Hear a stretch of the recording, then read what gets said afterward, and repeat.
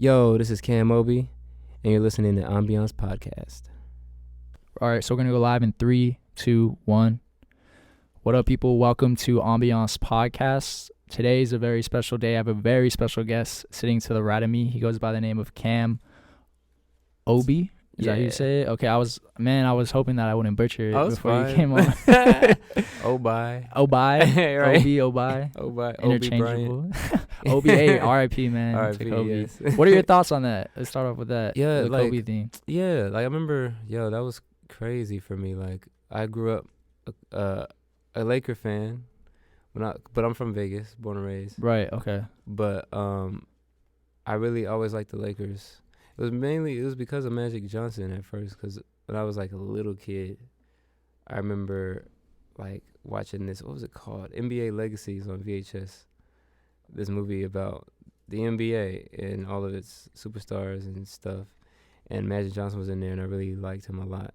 And then I got this game called Kobe Bryant NBA Courtside. Kobe Bryant NBA Courtside for Nintendo 64. I don't know if you ever heard of it. What? No, I haven't. Yeah. I'm going to have to look that up. It was like, I think it was his first, maybe his only game that was like a video game that was his, like, with his name on it. Yeah. And that's how I discovered Kobe Bryant from that game.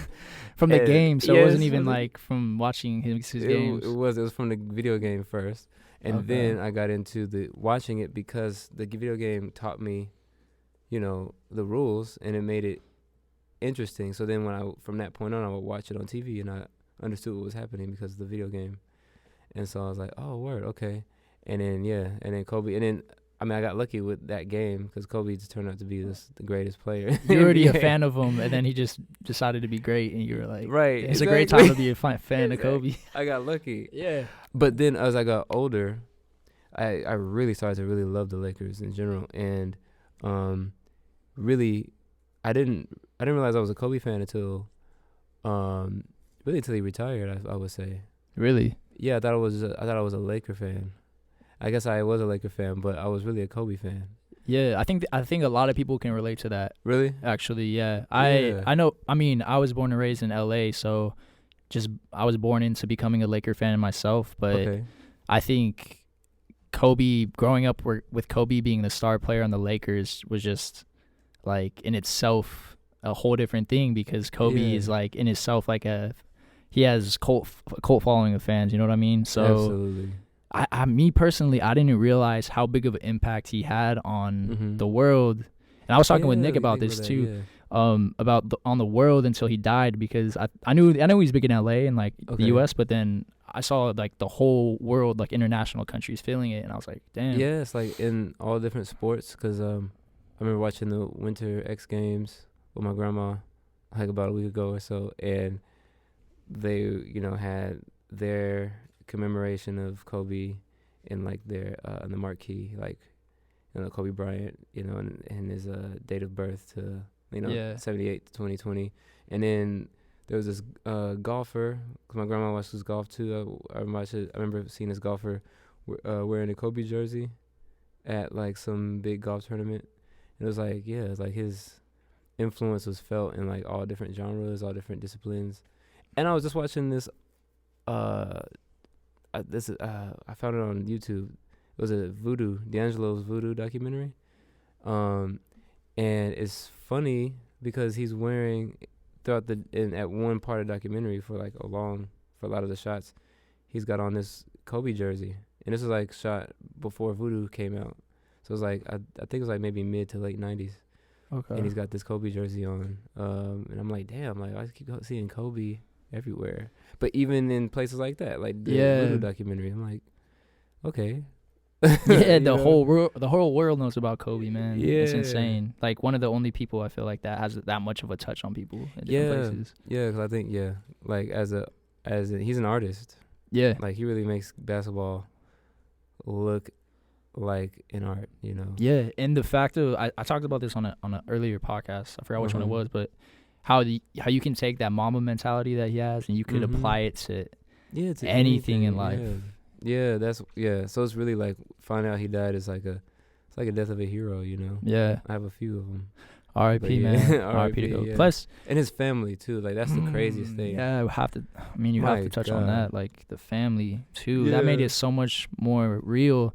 It made me question my own immortality, right? Like if that could happen to Kobe and his other families, like it could. I mean, life is short. Any of us, that's the part of me that's still like, unsettled about it. You're still shooken about that because of that. Yeah, his wife's going through his other daughter. I mean, his family, parents, whoever else is in his family. Right.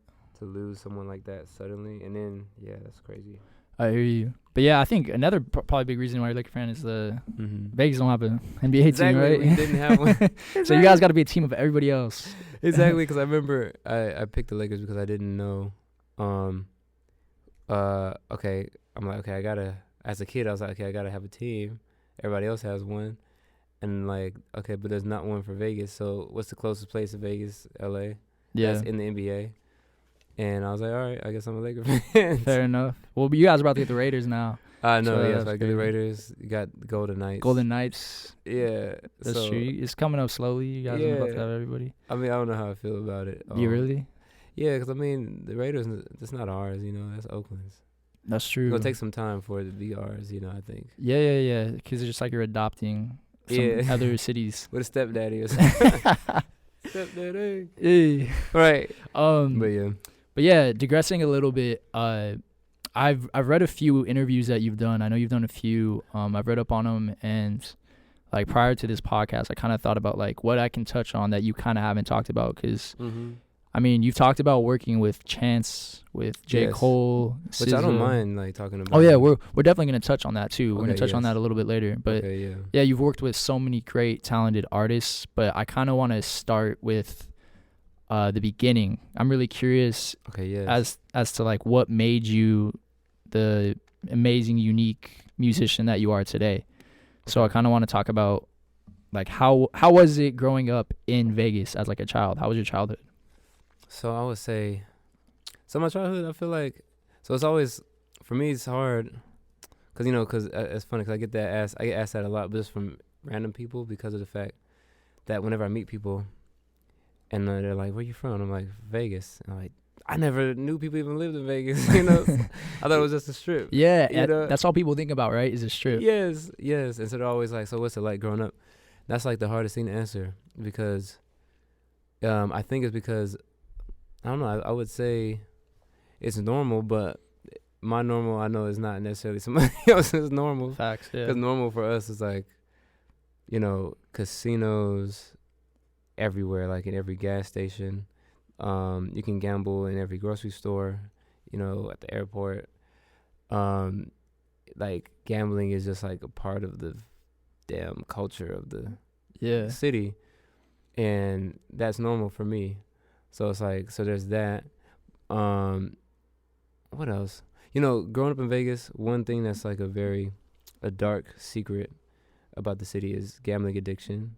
Yeah. It's like an epidemic across the entire city. Like most of my friends in school growing up who had parents who suffered from that, or whose parents lost valuable things, like lost their homes and things because of gambling. And it's an interesting thing because the city profits off all of that. Yeah, all of that, there's so much money involved. Right? It's literally like how the city makes its money. So it's just like it's like an interesting thing. But as a kid though, I would say I was ignorant to it for the most part. I was still kind of innocent. But like Vegas is like a big desert. Like most of it is desert. At least when I'm growing up, most of it's desert. And it's like a city that's being made like right now. It's growing a lot, right? Yeah, it's always growing. Like it's like every time I leave and come back, I don't recognize it. Wow. That's how much it changes. Like, yeah. It's like, I'm like, damn, like this is not like who I remembered it. It has changed a lot, right? Like I heard that it used to be like, as far as the strip's concerned, it used to be like you could see shows, or you'd see like go there to gamble. It was more of like an older crowd that would go, but now it's like transformed into this like, EDM, right? Yeah, EDM, like a lot of young people, and it's like, it's a totally different thing now. Like it used to have this. You seen the movie Casino? Yeah, actually, I have. Yeah, Martin Scorsese. Mm-hmm. It used to be like that. Yeah, that's what that's the OG Vegas, right? Mm-hmm. And then now it's like more. It's a bit tacky, if you ask me. Like a bit kitschy. The strip. It's pretty kitschy to me, but yeah, the things about it that I like though, funny enough, I grew up around a lot of people who were like in fashion, incidentally, like who worked in fashion. You grew up around them in Vegas? In Vegas, yeah. So I grew up there's this guy I knew, he goes by Neek. He started Antisocial Social Club. Oh, did he? He started that. Yeah, wow, okay. He started that, and among lots of other things. He was like a streetwear legend, even before he did that. And he was just a friend. And another friend that I knew, his name's Chris Julian. He was he worked with Kanye in some capacity. I don't know like the details, but I know that he worked on Pastel when Kanye was working on that. Okay. And the famous fashion entourage photo where South Park, they made fun of Kanye. Oh yeah, fish stick or whatever. Mm-hmm. It was 4 guys. So Chris was one of them. Chris is the Asian dude, and he has these big glasses on in that photo.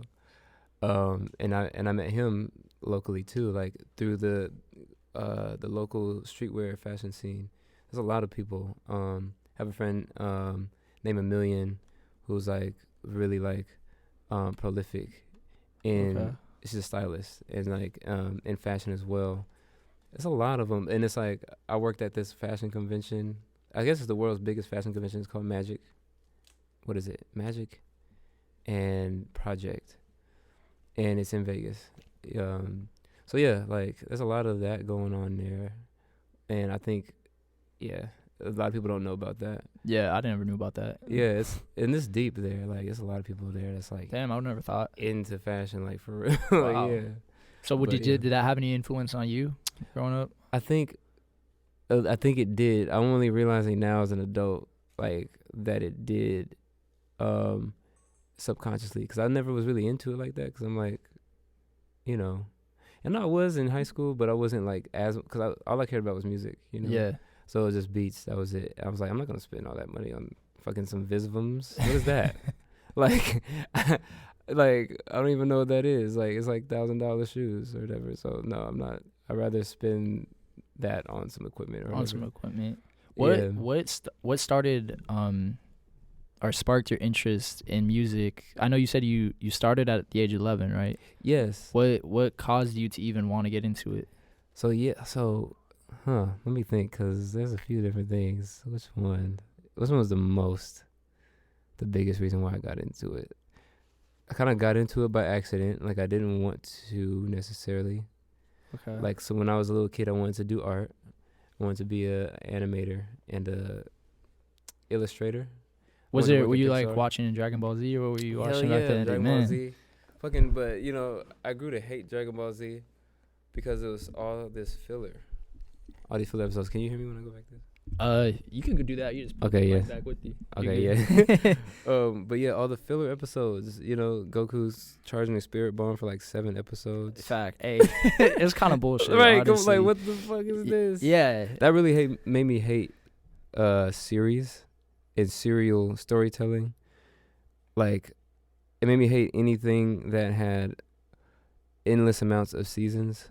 They're just trying to like keep it going. Yeah, because I don't trust it anymore. I'm like, I don't trust that you're trying to tell me a story. I feel like you're just trying to keep me hooked to the TV. Yeah. And I from that point on, I kind of gravitated towards shows that had conclusions. At what age did you start realizing that? Would you say? I was probably, maybe like early 20s, late teens. Yeah. Okay.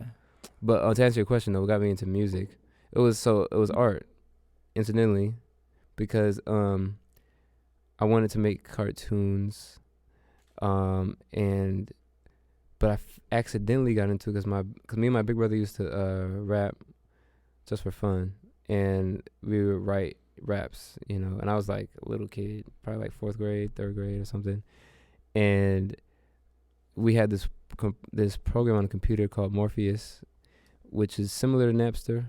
Okay. And I would go on there to download beats. There's this website called ohhla.com, the online hip hop lyric archive. I think it's like one of the biggest lyric archives for hip hop songs on the internet before Rap Genius. Okay. And they had this thing on there. They partnered with this company called Rockstar, which this is before they did the GTA stuff, I think, or maybe around the same time, but it was before GTA 3 for sure. They made this little thing called Rhymer. It was a Flash program that they made, and it's basically, you go on there, it has beats in there, you pick a beat, and then there's like a notepad section where you can write raps to these beats in here, and it kind of helps you out. It gives you like it's like a little rhyming dictionary. You type a word and it'll bring up a bunch of words that rhyme. And I was just like a little kid using that. Really? You were using that? Yeah. Rhymer 2.0. 2.0. Yeah. By Rockstar. And it's funny because Rockstar, then later I found them again with GTA series, and I'm like, oh, that's the same guys that made Rhymer. You caught on with that? Yeah, I caught on with that. But with so there was that, and then one day my big brother brought home a copy of Fruity Loops, pirated, and or whatever, and he was like, hey, we can make our own beats with this program. What year? Like, how old were you at this time? So it's 2001. I was, how old was I? 11. 11. Okay. Yeah, so I was 11. Right. Yeah, I was 11, and he said, and so he told me that, and so I started fucking around with it. Well, he actually taught me how to use it first, because him and my cousins were using it already. Right. And so he taught me how to use it, and then I was like, oh shit, I just was enamored from that point. Like I had the idea to score my cartoons. That's why I was doing it. Okay, so that's how like the art kind of transitioned into the music. Yes, that's how exactly. It started from there. I was like, okay, let me score my cartoons. Fuck it. Let me score my exactly. And then, but I soon forgot about the cartoons. I didn't forget. I'm still very much into animation to this day, but the music took over. Your time was consumed by it. Yes. You're like, how many hours were you putting into the music at that point? Like, man, just trying to learn it. A lot. Let me think. I'm 30 now. Right. And I haven't stopped since then. Like, wow. Yeah. You didn't even know what you were committing to at that time. Yeah, I did it. It did all make sense when I was in 7th grade. I was 13. My mom gave me a autobiography of Quincy Jones, and she told me to read it. I didn't know who he was at the time, and so I asked her, and she was like, "Oh, he made all of Michael Jackson's beats." And she was kind of tongue in cheek when she said it, but I was like, "Oh, really?" Because she saw that I was making beats, so she was speaking my language. Yeah. And I was like, oh, "Okay." So then I read it, and then I was like, "Oh, so." He kind of outlined in that book what a producer even is. He kind of like almost defined it himself, because that didn't really exist before him, I think. Mm-hmm. I don't think, and so I was like, okay. After I was done, I was like, okay, so this, what I'm doing, this can be a profession, and this guy showed me how it can be done, and like that's what I want to do. And it just hit me right and there. That was the like kind of an epiphany. Yeah, like the epiphany moment. Yeah, I was like, because I didn't even know that was a thing. I didn't know that there was somebody who made the beats. Yeah. Who made the music that the artist was singing or rapping over. Yeah. Or writing to. Yeah. I think that kind of goes back to we talked about this off air a little bit, the education thing, where it's like, they don't teach that in school because so many of these classes are getting cut by government funding. So it's like, how would you know that at that age anyways? You know what I mean? So that's very true. I was so ignorant to music. Mm-hmm. I was like nothing. Like I didn't know shit. Like I didn't even understand like what a rhythm was. Like, you know what I mean? Like I didn't know I remember when it first hit me. I was watching a drummer in school. In this so I took this keyboarding class. I went to a magnet school. I I don't really know exactly what that is, but that's what they call it. But I just kind of think it means that it's like a school that's where they put a little bit of extra there for, so you have to like win a lottery to go to the school. Oh, damn. Yeah, like they put your name in a hat and like put your name out. That's some like Hunger Games shit. It sounds like it is. Damn, Willy Wonka, the Charlie Factory. You got the golden ticket, bro. Dude, that's a great point. Damn, because like because I was where I was living at the time in Vegas. I was going to my zone school. It was like the hood. It wasn't like the best education. So it's like if your name doesn't get pulled, then you're pretty much doomed to go to the school that doesn't have any funding. You know? So it's like the Hunger Games for real. Damn. And I got picked, and so I went to the school, and they actually had like these extra electives. Like they had guitar club there. They had this keyboarding class, but not computer keyboarding, but like not like typing, but it was like actual electronic Yamaha keyboards they had in there. Basically piano class using these keyboards. But in that class, a friend of mine named Ricky Fambuena. Oh, it's a funny ass name. But wait, what's his name? Ricky Fambuena. Ricky Fambuena. Yeah, Ricky Fambuena. He sounds like a reggaeton superstar, bro, or something like that. Ricky Fambuena. Yo, man. He was like my best friend, but he was playing the drum beat on the keys, like a kick, hi-hat, snare. And he was like boom cut boom cut with the playing eighth notes with the hi-hat, and then boom cut with the snare. And before he did that, like I did not know the purpose of a hi-hat, kick, and snare. Like I didn't know what a beat was. Yeah. Until I saw him doing that, and I was like, it just was a crazy movie moment when everything just went in slow motion, and I was just like I get it, yeah. Okay. So I went home, went on Fruity Loops, and recreated that.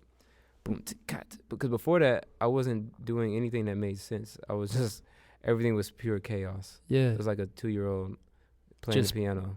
Fucking just throwing everything together, right? Yes. Talk about that a little bit, because there's a lot of aspiring producers or just creatives in general that listen to this or watch it. Okay, so I know we were talking a little bit off air as well, how when you first started off, you were trying to replicate your beats off of other producers to try to train yourself, right? Or yes. So speak on that.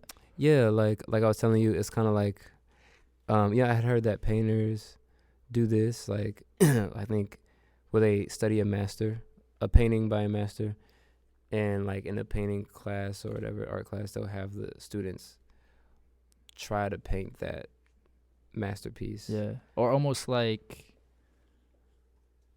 no, keep going. I apologize. Okay, yes. No, that's okay. Yeah, but try to paint that masterpiece. Let me actually take some of this. Yeah. But in doing so, you're kind of like challenged to come up with your own way of achieving the same things that master achieved.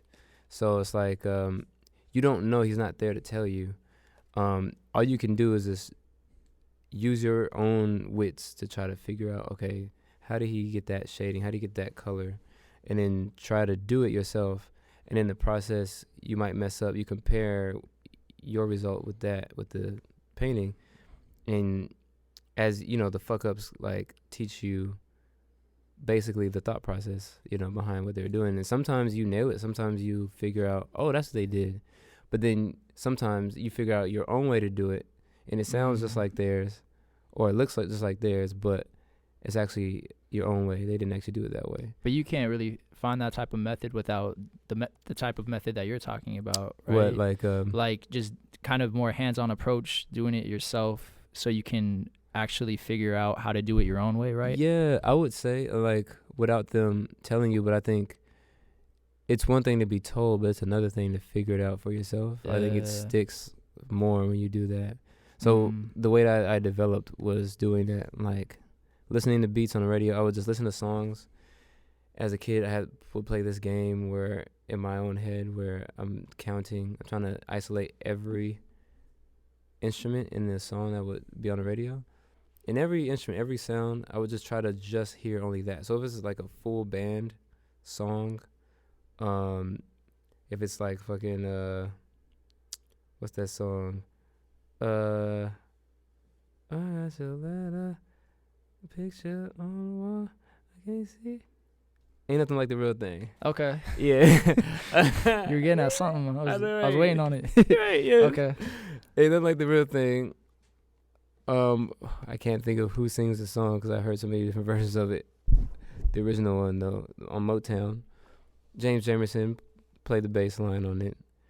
James Jamerson, I literally learned how to like write bass lines and play keyboard bass lines from listening and studying James Jamerson bass lines on those Motown records. But so listening to that song, I would like listen and try to count how many instruments are on the track. You know, okay, I hear like keys, okay, I hear strings, okay, I hear a bass, I hear a guitar.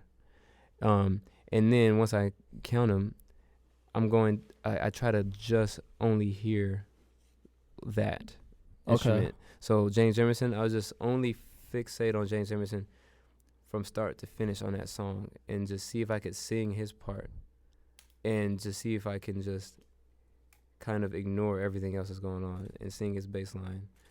And then I'll do that too with the guitar. Then I'll do that too with everything, the drums. I'll do that with the strings. And that sharpened my ear, you know? Yeah. Were you doing that to kind of, like, not master, but get a good understanding of every instrument and how they work before you moved on to the next one? Or, you know, I don't know why I can't remember why I was doing it, honestly. But I think subconsciously, that's exactly what happened. Okay. Yes. I don't know what my intention was when I was doing it, though. I think it's because it was just a natural thing that was happening. So I was making beats on Fruity Loops, and Fruity Loops kind of gave me a language for music. So it kind of, they have the step sequencer, they have the piano roll and all of that stuff. And I started to understand how it worked. So it's kind of like giving me like a language, like kind of like opening up a radio, you see in the guts and shit and how it works. Okay. And then when I go and listen to music, I would be thinking like, oh, so if I was going to do this in Fruity Loops, how would I do it, you know? Oh, okay. Yeah, like that. Like if I would hear a drum beat and I'd be like, okay, so where would the snare go? Where would the hi-hat go? And where would because I would have it in my memory, like how it looks. So you were subconsciously thinking that as you were listening to the Yes, music? I listened to the music so I can like kind of like guess how it was made. Okay. And I guess it's kind of like a similar thing that someone would do. I don't know, if you work out, for example. Yeah. And you've gotten results, and then you like you look and you see somebody who has a certain build, and you like might think like, I wonder how he got his shoulders like that, you know, like based on what you know about the body, your own body. Like maybe I can like, work on my traps or do this pull up, or I don't know if that's a good analogy, but but it's no, like, I get it. Yeah, it's like that. It's almost like staff paper. So if I had learned how to read and write on staff paper, that would kind of, I feel like, do the same thing, because then you know what all the notes are on the staff. And so from that point on, every time you hear something, you'll be thinking, if I wanted to write this on the staff paper, how would that look? Okay. Yeah. And, every melody on staff paper has a shape, so you can kind of like, you hear a melody that ascends and goes back down, and you have a visual for it because you know what music looks like on a page. So like, you would at least know, if it goes up and goes down, you would at least know that there's this motion, this shape, this pyramid shape that would happen. So would you, when you're listening to the specific instruments, would you have that in mind as well? Yes. Okay, so you'd be visually seeing that as you're listening to it too. Yeah, but instead of with staff paper, it would be Fruity Loops. Fruity Loops version. Yeah, okay. Fruity Loops. I'd be like, oh, so how would I do this? I love the Neptunes. They were like my favorite. That was actually another question of mine. Like, who were you bumping back then? Like, yeah, so the Neptunes. So I was like listening to everything, really, because I didn't have that much music knowledge when I was young. Like, I was just taking it in from older people. And so I kind of developed my taste off of the people around me. So my big sister was like a big influence. She was listening to, what was it? Aaliyah, DMX, and then she had a huge music collection too. She bought cassettes and CDs. She had like this huge collection, but Prince, Alanis Morissette, like Whitney Houston, Jay-Z, and the whole Rockefeller, like Beanie Siegel and fucking Freeway, Memphis Bleak, all of them. And so that's like my education. Oh, SWV too. So like my music education on taste was coming from her for the most part. And then my grandpa, like all my grandpas, listening to James Brown, like all the soulful. Yeah. Okay. And James Brown was heavy rotation. My mom listening to like R&B, like Smokey Robinson and Stevie Wonder, and just really my mom liking like the hits. So all of that had an influence on you and your taste, right? Absolutely. And so, but when I started to get into coming to my own, and what I started to gravitate to on my own, like it started off like I always had older people kind of like guiding me. So like when it came to hip hop, one of my big sister's boyfriends, he was like really into hip hop, and he put me on to like what he was calling real hip hop, and I was like, I was probably like 10 or 9 years old, but nice and smooth and like Gangstar, and J. Rooted Damager, fucking Ghostface Killer, The Roots. Yeah, I'm like 10, Yeah. and I'm like into it. And my favorite rapper at that time was Black Thought. Okay. Oh yeah, Common was another one. Pharaoh Monch, another. I was like a hip hop head, like as a young kid. Like wow, yeah. That started young for you then. Very young, man. Like it was abnormally young. I realize now as an adult, I'm like, dude, I was young to be into that shit. Yeah, I mean, it turned. I feel like it turned out like in your favor, right? Yes, you were absolutely. exposed to that whole culture at a very young age, so it probably had a.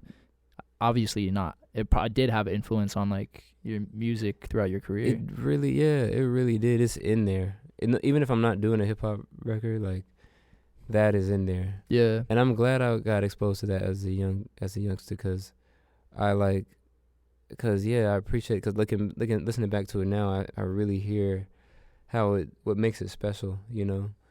Tribe Called Quest, like all of it, like Jay Dilla. Yeah, of course, Jay Dilla. And I started reading the credits. I forgot who told me. I think it was my big sister's boyfriend. Both of my big sister's boyfriends, she had, I don't know how many she had, honestly, throughout high school, but there was 2. I don't want to put it out there. Yeah. She didn't have it at the same time. They were at different times. But they would put me on the music. Like, I remember one of them, he left his copy of Blueprint at my house. He did? Yes, when he came over. Did he forget it, or did he gift you? He definitely didn't gift it to me. I think he forgot it, and I think my sister claimed it, because you could tell it was hers, because she would always write her name like in Sharpie with the specific font. It was like a nickname she had for herself. Lena. Her name is Selena. She just put Lena or Lenny on there, or Lenny, I mean. And so you could tell it was hers. So, but it wasn't hers. It was her boyfriend's, but she claimed it as her own. And that shit woke me the fuck up, like musically. Like, goddamn. Then I look at the credits and I see Kanye West, I see Just Blaze, I see Bink, I see Timbaland, and I started to become hip to Kanye early as fuck because of that. Because she was always listening to Rockefeller, and I was always seeing his name in the credits. This Can't Be Life, that was her song. Fucking produced by Kanye. And there's this interview with Kanye and Just Blaze and Double XL. It was a 2002 interview, October 2002. And it was talking about the architects of the sound of the Blueprint. And it was those two guys, Just Blaze and Kanye. And in that interview, they're interviewing Kanye. And he did Izzo, Ace of the Izzo. He did Take Over. He did Never Change, I believe. Did Heart of the City. And so they were talking to him. They were talking to both of them. I found that I actually related to both of them. Oh. Yeah, they both started really young making beats. Just Blaze was they're both nerds too. Just Blaze was into computer programming when he was young. Wrote his first program when he was in 4th grade. Wow. Yeah, like, and I was into computer programming too because I wanted to make video games. And also, I found that in that interview, Kanye, I only knew how to pronounce his name because they put the phonetic pronunciation in parentheses, but he's talking about, so they're like, oh, so what's next for you, Kanye? Like, what are you trying to do next? And he was like, a lot of people don't know this, but I actually rap too in that interview. And I was already a fan at this point because he had produced all my favorite songs by Jay-Z. And, at that point, nobody knew what he sounded like. Yeah. And I remember being so excited because he was like, yeah, I'm producing my own album. I'm going to be a solo artist. And back then, that was a little bit unheard of, right? Absolutely. I mean, I feel like it's been done before, but it wasn't like a common thing at all. Yeah. But with Kanye, I remember, this was in 2002 when I read that. Was it 2002? Yes, 2002. Whenever that issue came out, I think it was 2002. Okay. I knew who Kanye was, and I knew he was coming out with a solo album because of that. So I was a music head amongst all my friends, and so we would be always talking about music at school, like we were 6th graders. And they were like, oh, so what you been listening to? And I'm like, yo, there's this guy named Kanye West, man. Y'all gotta like look out for him. He's about to come out with an album. It's about to be dope or whatever. And I would talk about him all the time, all through 7th grade, until everybody got sick of me. Like, all my friends are like, dude, shut up about this Kanye West dude. Like, what the fuck is wrong? Crazy. Like, who is this guy? They didn't say fuck, but maybe we did. I don't know. We had potty mouths, but but then he dropped College Dropout, 8th grade, and like I remember feeling like I was first. Yeah, you put everybody else on. Yeah, but yeah, that's crazy. Have you ever had a chance to meet Kanye or work with him at all? No, but I did work on a remix for Famous with Chance the Rapper here in LA at Conway Studios. But so it was a version of Famous. I think it originally had a Chance verse on it.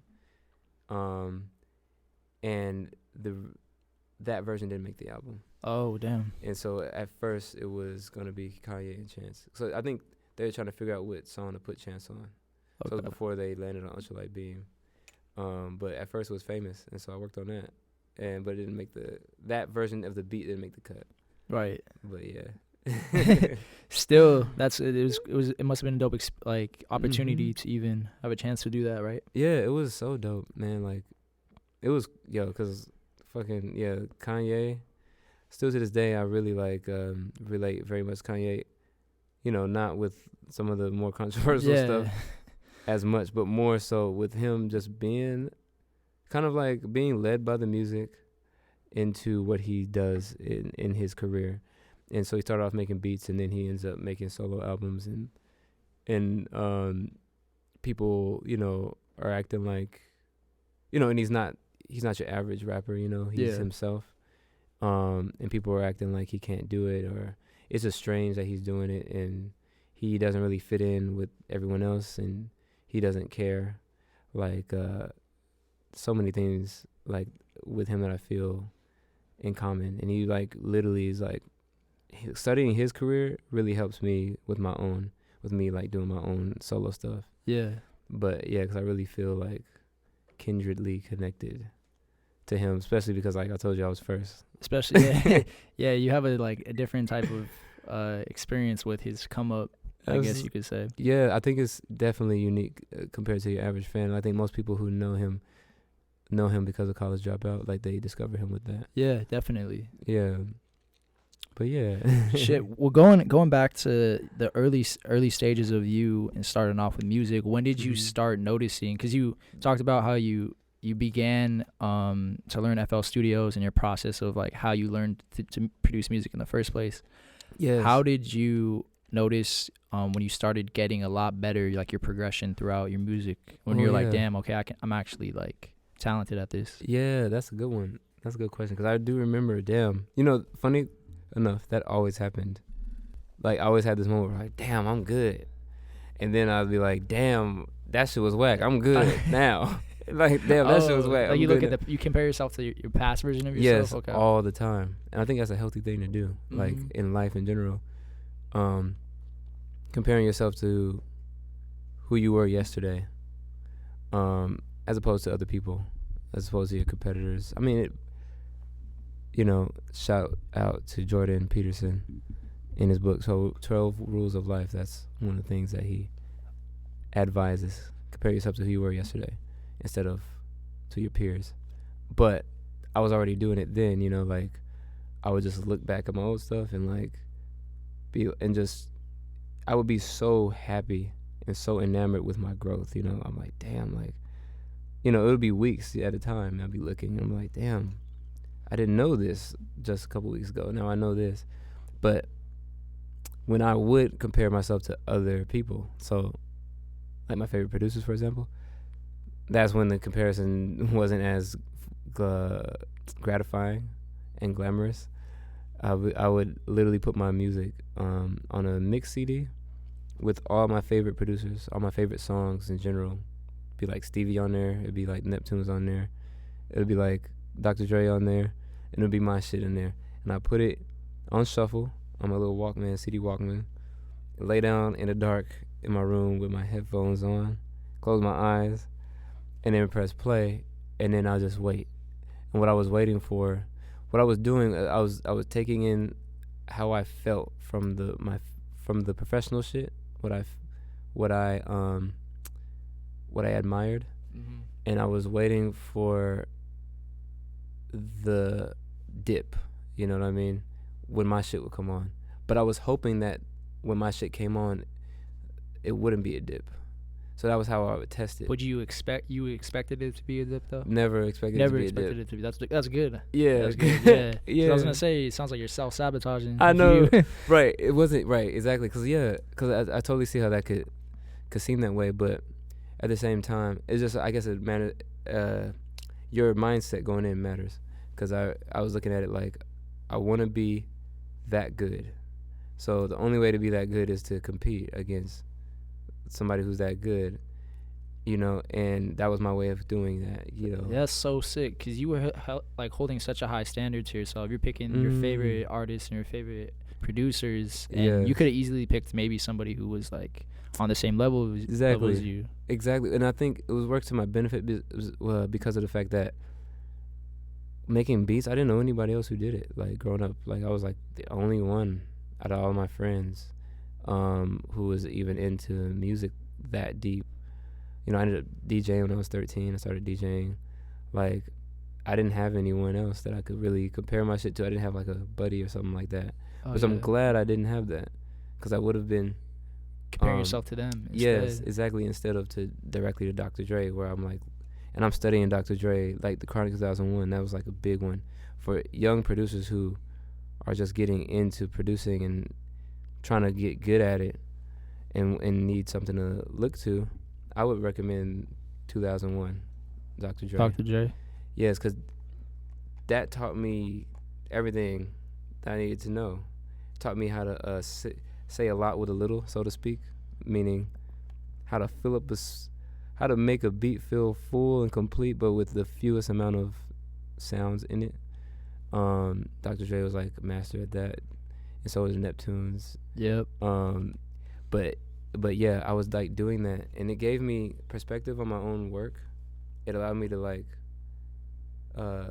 listen to my own shit as if it's not mine, and I think that's like I can only do that as much as I can, because, like, I'm not somebody else, so I can't really say what somebody else is hearing. Yeah. But I could at least recognize my own bias, and I can kind of divorce myself from it, and just take it in objectively, because that's the only way that I was able to get good at it. Because it's like you always think your shit is good. Because you're biased. Yeah, you're biased. But to answer your question though, when would it happen? When I realized like I've done it, like I've gotten to this level that I've been seeking. That happened in 2012. It literally was a moment where I realized, damn, like I finally like my own shit. I mean, the thing is, it's not that I didn't like my own shit before that, but at that moment, I realized like I'm at a different level now. Like, I actually really like my music. Like, I can put it on and I can like listen to it for real, like it's like somebody else's. And that was never, even though I love my own stuff, it's kind of hard to explain, but it was never that the case before that. And I didn't really know it until 2012. Something happened, and it was it. I finally had made it. Was it like a certain track, or was it just that realization? Was it a certain track? I think it was a certain track that I made. It was a beat. I think it was 2 beats that I made. And they both use similar drums. One of them is more obscure because I made it for a local artist in Las Vegas named Sean Rose. And the other one I made at the same time as that beat, but it's more known because I made it for Vic. Well, I didn't even make it for Vic Mensa, but I later gave it to Vic Mensa when I met him in Chicago. It was for a song called Holy Holy. So the beat for that song, it was that beat. When I made that beat, that's when I realized, like, oh shit, something's different about my stuff now, you know? Do you think that confidence that kind of feeling gave you propelled your like trajectory of your career to like, oh yo, because I feel like, I'm not saying this was a situation with you, but just in general, people may have like a problem with feeling like worthy, and I feel like that. I feel you. I think that kind of hinders people in whatever craft they may be in. Like they might feel like, man, I'm not shit compared to like some of these other people. But then once you realize like that you really mess with your own work, then it's like you feel worthy. Then all of a sudden, all these doors start to open because you finally feel worthy of the success you can reach. I think, I didn't even think of it like that, but I think that plays a role into it, because right after that happened, that's when the doors started to swing open. But before that, they were closed. You know? Before that moment, they were closed. And I think that's probably what it was. It was something of confidence. Maybe it didn't have that as much to do with the music as it did with my belief in myself. And maybe that translated into the music. And the music just sounded like how you I felt. Yeah. That's dope. Right? Which is a cool way of thinking of it. Yeah. Yeah, like, but yeah, because I don't know. I did struggle with that, though. But I always knew, though. Like, I was like, whatever team I'm on, that's the team that's going to win. That was always my mentality. Like, throughout life, I was like, I can't lose. I'm not going to lose. I don't have any choice but to win. And that was, like, my mentality, which is funny, because it's like a Warriors kind of, like, mentality, but I'm just this scrawny little nerdy kid. It's the mentality that matters, though. Exactly. Yeah. It's true. I definitely, I love it. So you mentioned you were in Chicago when that happened. You moved. So you ended up moving to Chicago after Vegas, right? After Vegas, yeah. What made you move to Chicago? Man, so that was like a whim, on a whim decision. That was one of those moments where it's like jumping off a cliff, you know, because I basically before I went to Chicago, I was like super depressed because music wasn't working out. Like I told you, all the doors were closed. And at this point, I was like 21 or 22, and nothing was working. And I had, just nothing was working out. And so I remember falling into this depression because I remember I had just signed this publishing deal to these producers, and nothing was. It didn't really like pan out the way I had expected it to. You know, I'm young. I'm like wanting overnight success. Yeah. Didn't work out. And so I'm like, okay, well, whatever. And then so, but I'm very sad because I was like, dude, I've been doing this since I was 11 years old. And I'm an adult. I mean, at least I'm 21, 22 now. I'm like, and it's still not working. Like, what the hell? I sacrificed everything for this. Like, it is not working. So went through this deep depression. I remember I got sick. I started vomiting. I went to work in the morning, started vomiting. And they sent me home. And I didn't stop vomiting for the rest of that day. Like, and I kept throwing up. Even after everything, there was nothing else to throw up. I was still dry heaving. It was like the worst feeling I've ever had. Like, it was just terrible. Like, I was like, what the fuck is this? And I couldn't stop. And I remember I went to the hospital. You know, it didn't make sense either. Like, the last thing I ate was my grandmother's cooking, and everybody ate it. So it's like, yeah, like it didn't make sense, you know. But like, went to the urgent care. I'm laying on the hospital bed or doctor's office bed or whatever, waiting for the doctor, and I'm just like, now from my purging from that moment went from throwing up to an emotional purging. I was like, crying my eyes out, and I was like, my mom was in there with me, and I was just telling her like, man, like if I can't make it in music, like if I can't do music with my life, I don't want to live, you know, because I was just like so invested in it. Yeah, so invested in it, and I was crying because like music wasn't. She was like, what's wrong? And I was like, you know, music isn't working out for me. Like, I don't know why. And I was like, if I don't do that, then I don't know what I'm gonna do, and because that's all I want to do. I don't want to live if I can't do that. And so I was like, I was about to quit in that moment. Like, I was ready to quit. Quit music?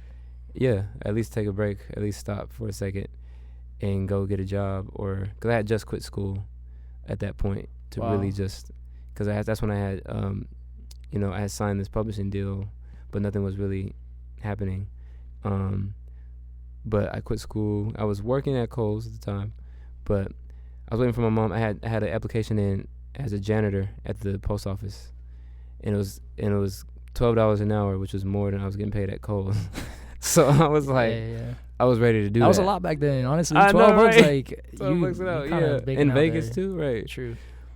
I was ready to do that. I was ready for my mom to be like, you know what, just go back to school, baby. Like, you know, it's all right. Just go back to school, get this job, and, you know, have your little stability. But she didn't say that. She told me to keep going. And so I did. And so right after that conversation, I got the opportunity to go to Chicago through this rapper named Rocky Fresh. I don't know if you heard of him. Sounds familiar. Rocky Fresh. He had he was signed to Maybach Music, and he had some mixtapes out at the time that I really liked. I think I've heard of him on some features at least. Okay, yes, yeah, you probably have, because he was buzzing. He was buzzing at the time, and I liked his music. He had a project called Driving 88, and it was different musically, and it was up my alley. And I was like, I feel like he would like my beats if he heard them. So like, I was trying to get in touch with his managers, do Twitter and stuff. No cigar, like nobody hit me back. So then the one person I know in Chicago hits me up out of nowhere, and his name's Nascent. He's a producer, and he was like, "Yo, what you up to, man? What you working on?" And I was like, "I'm trying to get on work with this dude named Rocky Fresh. I'm trying to get on his next project." And he was like, "Oh shit, I know his DJ."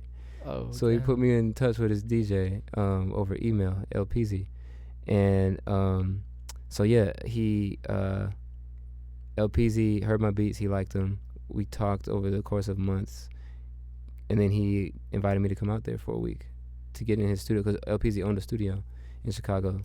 So then I went out there, and then fucking stayed there for that week. Ended up staying 2 years. 2 years? Yeah. Did you pack enough clothes? I did it. What'd like, you do? I literally, after that week, I didn't want to go back. I had a one-way. I asked PZ, I was like, yo, if I stay here, can I like sleep at your studio? And he was like, sure. He didn't want me to leave either. He's like, yeah, and you can shower at my crib, you know, or either his crib or his girl's crib. I was like, cool. And so I called my job, and I was like, not coming back. I'm staying here in Chicago. And my boss was like, oh, I figured, like, she knew or whatever. She knew? Yeah. But she wasn't like trying to talk you out of it? Not at all. That's dope. Shout out to moms, man. Right. But that was my boss. Oh, your boss. Yeah, my boss at the job. Okay. But my boss was like, yeah, she was the one that was like, oh, I figured, it's fine. But my mom, you know, she encouraged me from the jump. That's dope. Okay. Yeah. So I was like, you know, virtually homeless out there, pretty much homeless, but lucky to live in the studio instead of on the street. Wow. And like, and that's when I met Vic. As soon as I made that fucking decision, I meet Vic, and then, cause PZ's like, yo, I got a friend I think you would really mesh with, and it was Vic Mensa.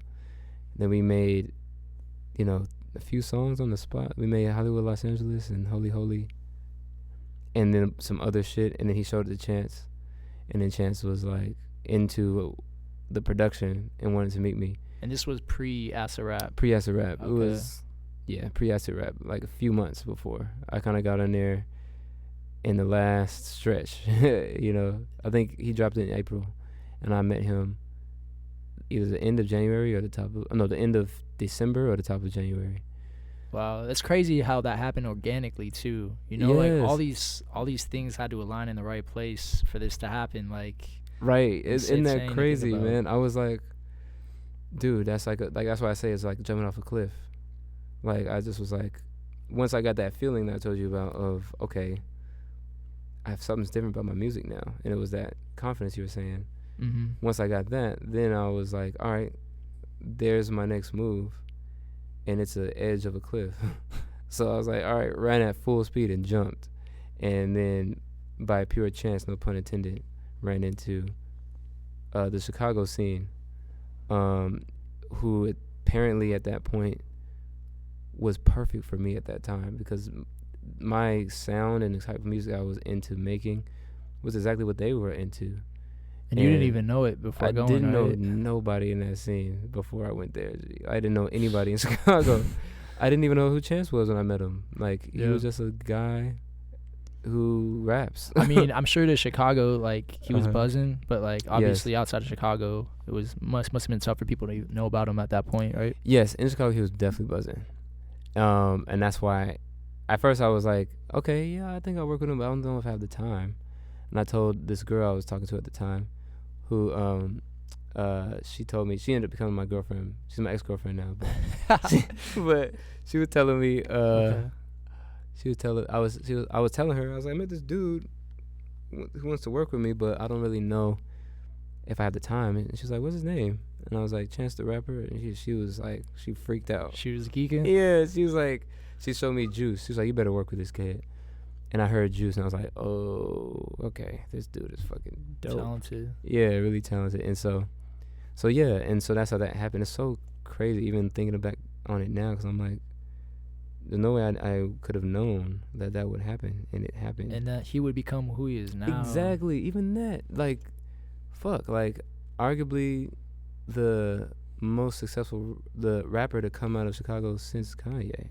Like, yeah. You know, I'm trying to think of anyone else from Chicago. You know, there's some successful ones, like, definitely. But I think Chance is like the biggest celebrity of them all. And the fact that he's like an awesome person too, and like puts on for Chicago in itself, like, yes, absolutely, makes him so likable. Yes, exactly. And it was cool. It was so cool to be a part of that. And all of that work that I had did up to that point, working on my craft, it was so worth it, because when I got there, that was like the proving ground, you know. It was like I had built up all these hours of getting really good at my craft, and now I was going to a new city that actually had a music scene, a legitimate music scene, and I needed to distinguish myself there. Yeah. And I did it. And I remember being nervous. I was like, shit, like, there's going to be some competition out there, you know. This is Chicago. Like, this is big. And I go out there, and it turns out that, like, I become one of the main architects of the new sound of Chicago hip-hop. Yeah, you had a huge influence on the Chicago music scene. I know that. Yeah, like, that's so crazy to me, you know. And like, there's so many characters in that played a role in it, along with me. But, yeah, like, it feels good to just know that, damn, I was preparing myself for war. Yeah. You know? I love that it happened like so organically for you, because if you hadn't been putting all that work prior to that moment, you wouldn't have been ready. And I feel like a lot of people are always like seeking the opportunities. Mm-hmm. I don't want to put everybody into the category of wanting the shortcut, but I feel like a lot of people want the opportunity but aren't preparing for that opportunity. So they may get that opportunity, but it's like, what are you gonna do with it once you get it? Yes, being so fixated on the opportunity that you're forgetting about what you need to do today. Yeah. You know, and that's literally, I had that same problem, you know, in everything in life as a kid, and even as an adult. Once I decided I wanted to like make an album of my own and be a solo artist, I remember I had a phase of just being fixated. All right, I need the right publicist. I need the right label situation. Like, I'm like fixated on these opportunities. And then it just hit me like, well, what if I got it? Like, what do I got? Like, what am I going to bring to the table? Yeah. You know, at the time, the album wasn't done, you know, like I hadn't really fleshed out the thing yet, and so I just was like, sit your ass down and do your album first, like, and then the opportunity will come, you know. Yeah. And I'm like, damn, okay, and that's when I stopped caring about everything. I stopped caring about social media following, stopped caring about having good looks, you know, big names and shit like that, vouching for me, because I was like, well, that doesn't matter if I'm not ready, you know. Yeah. It's better when people, like, when you're doing something that's so interesting that people reach out to you, you know. Yeah, definitely. I had a similar conversation like this with one of my past guests. His name was Miguel Ochoa. Okay. He's a tattoo artist, and he was talking about, he had a similar path like that, and he told me this quote. It was like, don't look for things to come as you want. Let them come as they may. Okay, I like that. Something like that, but it was let like, them come as they may. Yeah, don't look for things to come as you want. Let them come as they may. That's very true. And they will. That's a testament, to just letting go of control over things that you don't have control over, and just letting it happen. Yeah. You know, because that's literally what I did with my career. Because I always wanted to get, like, I was stubbornly trying to get on the conventional way, like, you know, getting on the radio, you know, getting a placement on like a major label artist, started to build my catalog that way. It just didn't work that way. I got on through a very unconventional means, and it was by working with a local artist who ended up just blowing up, and that's how it worked for me. And it's actually better that way, because doing it that way, see, I established myself by being myself, you know, musically. So still to this day, it's so easy, you know, to do music, because when people come to me, they're coming to me for what I do. You know, people aren't coming to me asking if I can do you know, a fucking DJ Mustard style. They're not asking you to come out of your out of your zone. Exactly. Yes. Okay. They're asking me to give them what I do. That's a blessing. Yeah, that such a blessing. is. That's crazy. That is, and I'm like, okay, that's great, and that's why I can't relate to anyone who thinks that like the way to get on is to erase what makes you unique. A lot of people do believe like, okay, but we got to do the club record, or we gotta give people what they want. I can't relate to that, because literally acid rap and internet tape, telephone, that's what we wanted to do. It was transcendent. Yeah. The classics too. Yeah. Classics. Thank you. What tracks did you work on acid rap? Acid rap, so Cocoa Butter Kisses, and the Good Ass Outro and Good Ass Intro. And then I pretty much, after I did Cocoa Butter Kisses, Chance was like, all right, what else you got? And I played him the beat for, which he ended up using for Good Ass Outro. And then after that, he was like, you know, yo, you think you can like come and just listen to, because at that point the album was pretty much done. He was like, you think you could just come and listen to the whole thing and just add your 2 cents where you see fit, you know, spruce it up a bit? I was like, yeah, sure, I'll do that. So that's what I did with Good Ass Intro. That was produced by Peter Cottontail and Stephen Ponce originally, and I put my 2 cents on that. And then there's a bunch of other songs that I sat with Elton, the engineer, and just kind of like helped to spruce up and like clean up, with, you know, without asking for credit, just to like make it as good as it can be. Because at that point, like I told you, all those hours working on production as a kid, I was able to listen to other people's production and hear how it can be better. With that same mentality that you had when you were younger. Yes, too. That paid off. Yeah, it really did. It really did, because I was able to help him, like, okay, help everybody polish their shit. I was like, that 808's out of tune. Like, let's fix that, you know, or that shit's too loud, or, you know, that the groove is like, it's not coming out. Let's figure out what's going on, you know, like that kind of thing.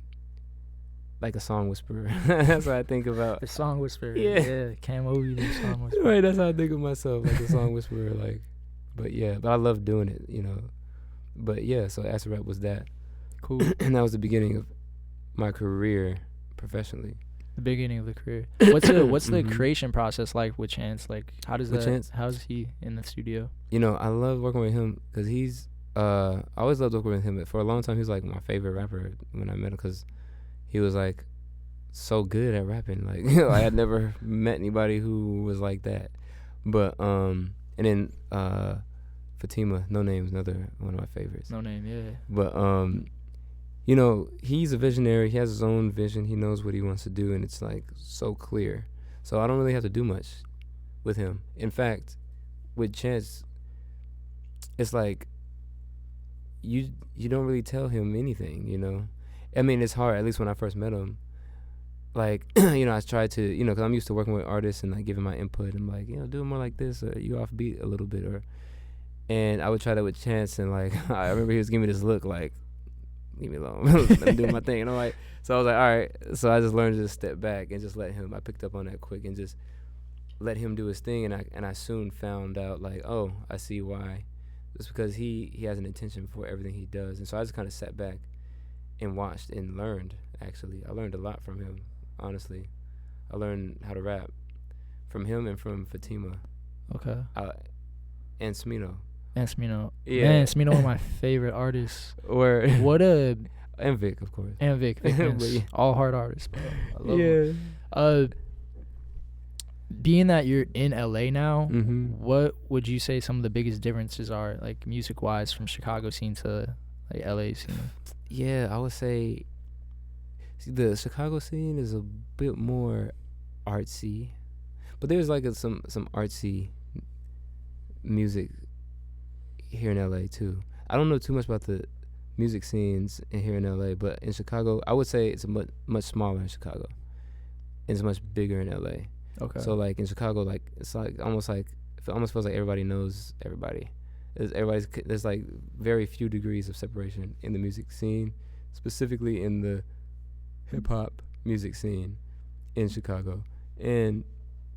But I feel like it might be the same way in LA too. But I feel like your sound, like obviously you said it earlier, like matches super well with Chicago and Chicago's rappers. Like, yes, I feel like your sound, like Monty Booker. Yes, like, Monty. Yes. You guys like have that like Monty, yes. soulful but like futuristic sound. He adds those like aquatic melodies and everything. But you add those like soulful like neo soul, like I don't know, like I know what you mean. It's melodies like, to it, and it's. I would say, yeah, I know what you mean. That's what makes it so unique to me, at least. Yeah, you know, honestly, I think, because, you know, I was really influenced by a lot of the LA rappers and producers, too. Because that's what I was listening to in high school. And right when I graduated high school, like Dom Kennedy, fucking love Dom Kennedy. All of the producers, Hit Boy, you know, all of Surf Club, Chasing Cash, and, like, of course, TAC, you know, Ricky Bricks, and the other guy's name, I can't remember right now. I'm so sorry, but those guys, man, fucking they worked on Section 80.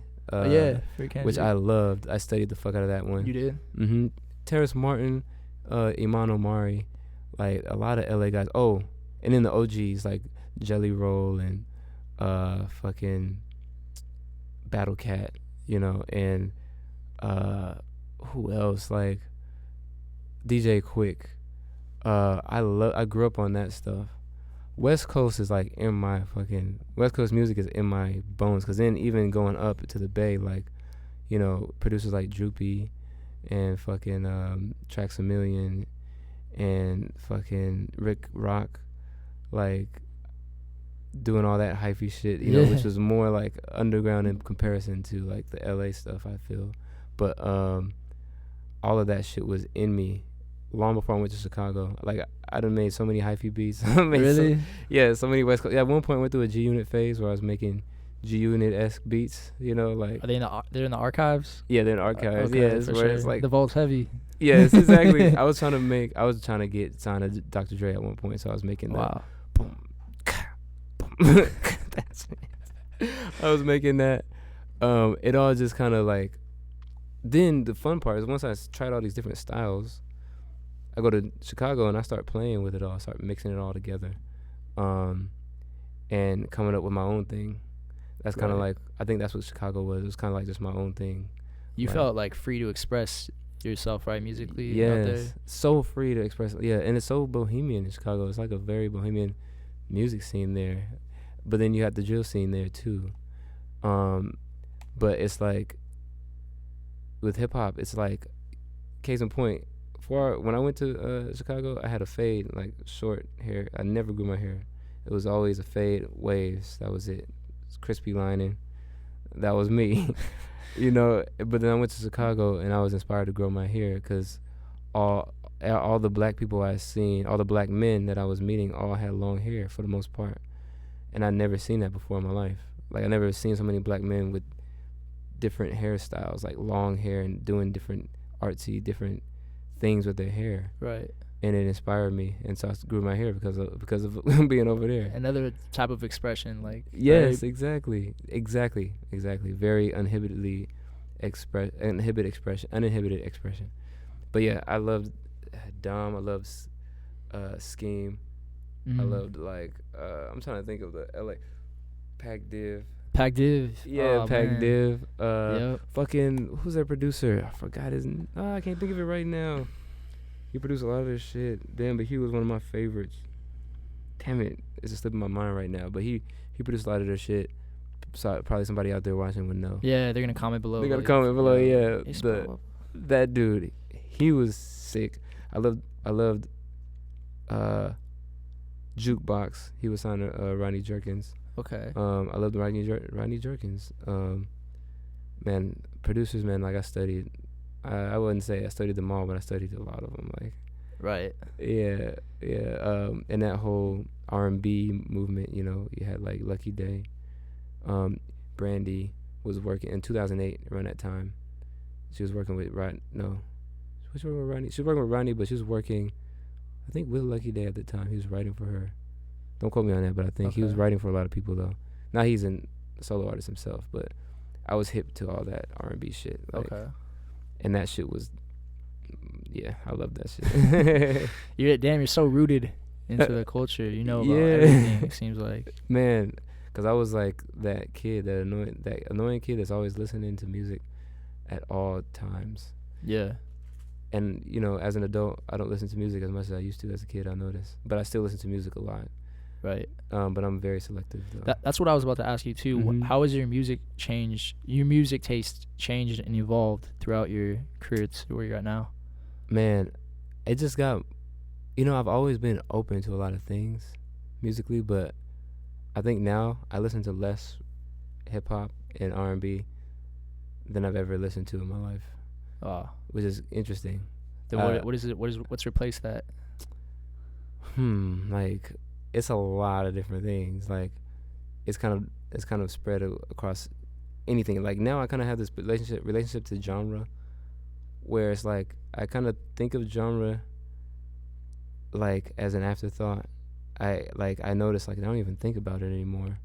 But it's an afterthought for me now. I think of it like, okay, it's literally like genres are like they're like nations, they're like countries. And just like in real life, we have different countries in the world. And you know when you're in a different country because things feel a bit different. When you're there, people speak a bit different. Things look different. But at the end of the day, the borders that separate them don't exist. They're imaginary. And that's how I think of genre, like it's like it's all the same land, it's all music. We just decided to arbitrarily draw a line between this one and this one, It's like imaginary. Yeah, it's imaginary. Like we don't necessarily have to draw the line there. We could have drawn it over here, like what makes hip hop. Like I guess that's where I am. Like I'm trying to understand like what is that? Like that's some deep thinking. Word. Wow. Yeah. And I found that, hip hop is everything and everything is hip hop. That's what it feels like. And I feel like hip hop is unique in that because hip hop samples everything, samples anything. It doesn't even have to be a song. It could be like a cricket chirping. Literally, yeah. And you get the rhythm on it and you could put like a beat under it and you got a fucking hip hop track, Yeah. That's true. That's very true. It's something. So I'm trying to just stretch the boundaries of hip hop. So at first I was trying to stretch the boundaries of hip hop and see how far I can go and have it still be hip hop. And what I like to do is identify what are the markers that make a thing the thing. So with country, like it's funny enough, like I'm really into country and folk now, more than I ever been in my life, And I like a lot of old shit like Neil Young, and I like Buffy St. Marie, and I like James Taylor, and I like Joni Mitchell, and like a lot of people wouldn't call them country, but they're definitely folk. Yeah, definitely. But I try to figure out, okay, what is it that makes something country? Like I'm trying to find that, right? Yeah. And then once I find that, then I try to deliberately remove that, and make a song, and ask myself, is it still country? Like, can I still make a country song without that thing that makes it country? You know what I mean? So, is it the twang? You know, is it the bending of the nose? Is it the fucking yodel? And is it the accent? Is it that? Yeah. You know? And I do that with everything, with every genre. Like, what is it about R&B? And that makes it R&B. The things that people, that make them call it that. And I'm like, I learn what that is, master it, and then I'm like, all right, then I remove it. And it's funny because it's a kind of a controversial thing among people, like peers and people who know me or whatever, because they're like, okay, I'm about to make an R&B joint, and for this, I'm about to work with this R&B artist, and I make something that isn't really R&B, or I take all the elements of R&B and take it away, and I'm like, yeah, all right, let's do it. And they're like, what do you mean? But it's basically me just challenging the artist. Some artists aren't open, rise to it. They're not open receptive to that. And that's fine. That's totally fine. But then some of them are. Like Smino, right? Like yes, like Smino. Fucking SZA is a great one. Oh, great yeah? example. Yeah. Fucking Doves in the Wind. You produced that, right? Yeah, I produced that joint. And so, like, you know, everyone's calling her R&B, but listen to that beat without her vocal on it. And would you call that R&B? True. You know? Like, that's very true, actually. Yeah. You killed that beat, too. Thank but you. It was, like, one of the best songs on the album, too. Word. I appreciate that. Yes. So if she wasn't, like, receptive to getting on that song, like, it would have never been made, man. That's crazy. Yes, right. And, like, that's what I mean. Like, I like that. I like the intersection and, like, bending the rules, you know? Like, bending the rules. Because then when you bend the rules, you come up with something new. You come up with something that hasn't been heard before. And then you're pushing music forward. Then you're, like, moving things along. That's what you're supposed to do to me. Like, that's evidence that you were here. Meaning, like, evidence that you were alive. Leaving a legacy behind. Yeah. Kind of. Exactly. Like, you can't leave it the same. But you don't want to destroy it either. You just want to move it along, you know? And, like, that's kind of like how I think of music. Like, since I was a kid, my goal was to influence the sound of pop music in a new direction. Like, that's what I wanted to do because that's what Quincy Jones did. That's what the Neptunes did. That's what Timbaland did.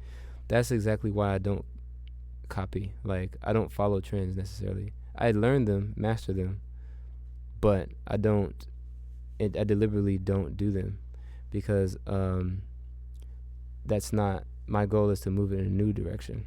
So if I'm kind of copying trends and I'm not moving in a new direction, I'm just kind of following the trend. And none of my favorite producers did that. They all, like, started their own trend, started their own sound, and birthed, like, styles of music after them. Yeah.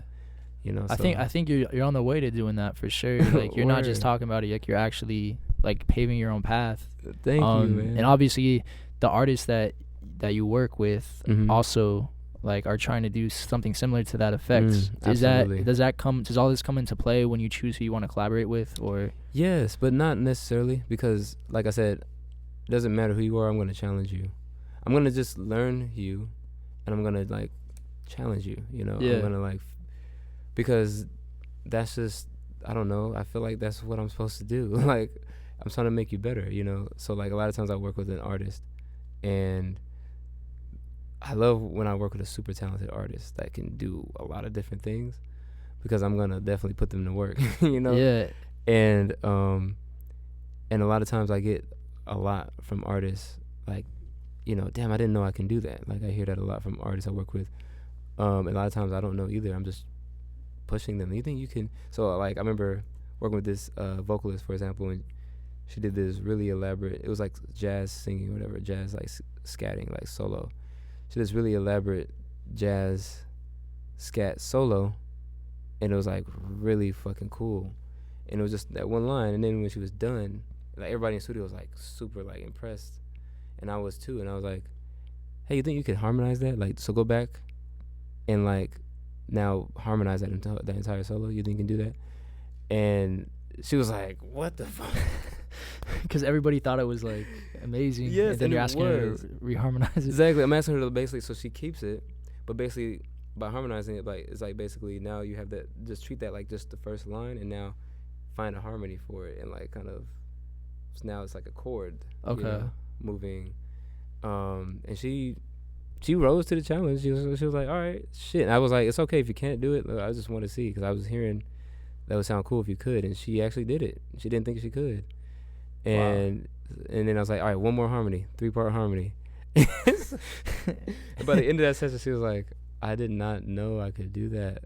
Like, I thought, I was like, are you crazy? I just fucking sang my heart out on this solo, and I wasn't thinking about, like, because, you know, when you're going to harmonize something, you want to make it easy, you know, like sing one single note at a whole note, and then you can harmonize that easily. If you sing in a C, all right, sing the major third up, E, easy, just one long note. But if you're singing this elaborate melody, now you need to harmonize that. Now that's fucking difficult, but it's fun. Like, I think working with people, challenging people, and I like when people challenge me too. Yeah, that's what SZA did to me. Okay. SZA challenged me with Dubs in the Wind, because I admit I was trying to make some R&B shit first to just match like her her persona, vibe. her vibe. Yeah, and she was like, she was like, nah, don't give me anything pretty, don't give me anything feminine. She was like, give me the opposite. Give me something that's not feminine at all. And give me something gritty, dirty, ugly, nasty, funky. And I was like, say no more. You know? Say less. Exactly. I got you. She challenged me, and it's a give and take. I challenge people. I like to be challenged. I guess it's because I've been making beats since I was 11. And it's like, I need that to get better, you know? Yeah. So, like, challenge me to do, not just challenge me to do something I haven't done before, but also challenge me to do something that no one's ever done before. That's even better, because it's like, that's worth making to me. It's worth doing. Yeah. But yeah, like, I work with anyone who, like, I feel, this is a feeling. I'm like, who I feel like, okay. Like chemistry? Yeah, chemistry with, yeah. I'm like, okay, I'll work with you. I'll do it. And just see how it goes. I feel like one thing that I'm good at is developing artists, like artist development. Like taking somebody who's kind of figuring it out, doesn't really have it quite there yet, and like helping them get there. Because I can identify, by challenging people, that's when you find people's strengths, and that's when you find their weaknesses. That's when you can exploit their strengths and exploit their weaknesses. You know, weaknesses can also be strengths, you know. Yeah. And sometimes you can strengthen those weaknesses. And by doing that, that's the best way, I would say, maybe the only way to develop an artist, is to push them. And I think most people might think, oh no, let's put you in a costume, you know, that we've already seen before. Like if you're a young pretty girl who plays guitar, let's make you as close to this other pretty girl who played guitar before you as we can, because we know it worked right for her. But the problem that they're not taking into account is that these are two different people. You know? That's true. Two different. Nobody's the same. Yeah, nobody's the same at all. But yeah, it's important to surround yourself with people that push each other. Definitely. Mm-hmm. Talk Absolutely. about the whole process of creating Revenge of the Dreamers 3. Oh yes. And because I think it's crazy just how artists like J. Cole bring all these artists together. Yes. To create something like that. I was watching like the mini docu-series on the whole process of that Dreamville That's release. Right. Yes. And because I wasn't in that. You were in it? I wasn't. I didn't see you. Yeah. I was there, but I just was never there when the cameras were there. Yeah. Fair enough. But I was in the Forest Hills Drive one. You were? Yeah. Okay. I'll have to go back and peep that. Yeah, sure. be that episode. I can't remember which episode, but it's 4 episodes. I'm gonna watch all of them. Okay. Yeah. It was one of those. Yeah, but. Yeah, talk about that, just like being around so many people, because what I saw from watching that is just like the energy was crazy. It must have been like really cool to be around. Yes, it was. It was like, yeah, so that one was a good example of, you know, that's how I know, like, you know, I've grown and changed up to this point, because I've learned, you know, it's not really worth it to try and get on an album. it's not really worth it to. By that I mean like it's not really worth it to chase placements and to like to try to get on the album. I guess for me at least, I feel like it's better to just because it's stressful, you know. Yeah. It's better to just create, you know, from the heart and just do your best, and whatever happens happens. That's how I literally like approached working up there, because you know there was like a big competitive energy in the air, where you know people are just like, man, I gotta get on this album, gotta get on this. Like where you might have heard another producer's beat and you're like, damn, right. I can't let him one on me. I gotta okay. Exactly, like a friendly competition, but you know it's like I didn't necessarily have that at all. Like I was enjoying it. Like it was so much fun. I met so many people. It was like it was a great fucking networking opportunity for me, because I came away from that with so many contacts. But I wasn't necessarily trying to get on the album. I was just like treating it like free studio time. Okay. And the agreement was whatever you make there is they have first dibs on it for the album. So I was like, all right, cool. So if that's the case, then I'm just gonna just create and have some fun.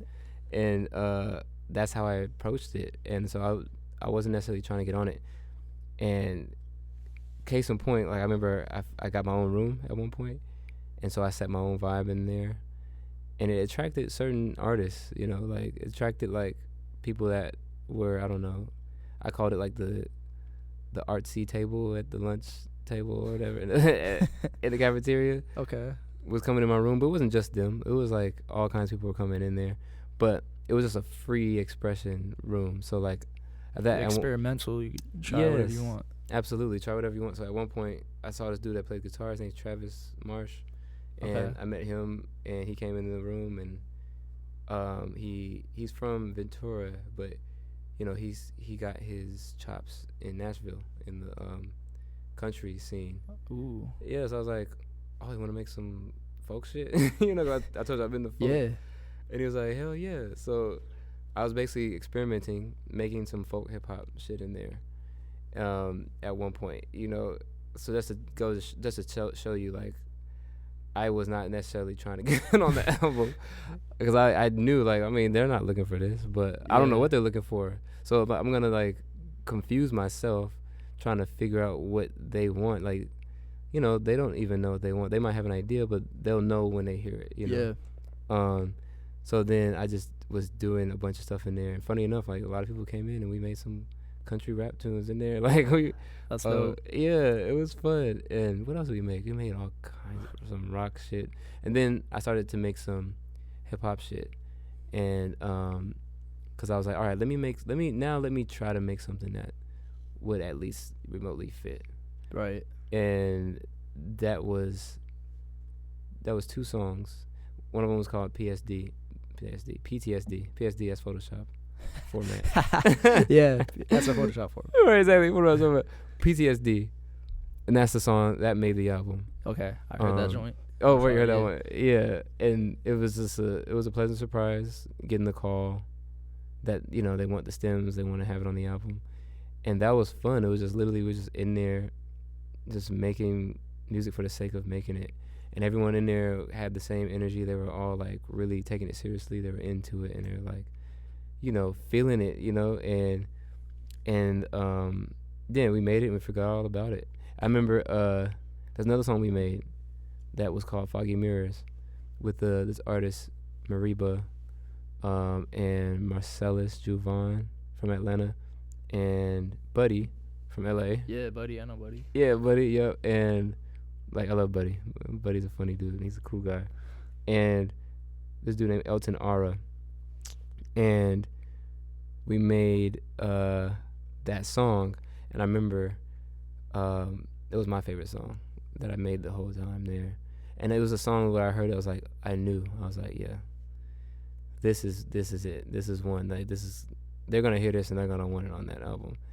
And I remember J. Cole came into the room while we were working on it, and he was just like, got that look, you know, like that look where it's like you're trying to figure out, like, okay, how do I tell these motherfuckers that to take all their shit off of this beat so I could have it. Like, yeah, that look on his face. Yeah, that look on his face.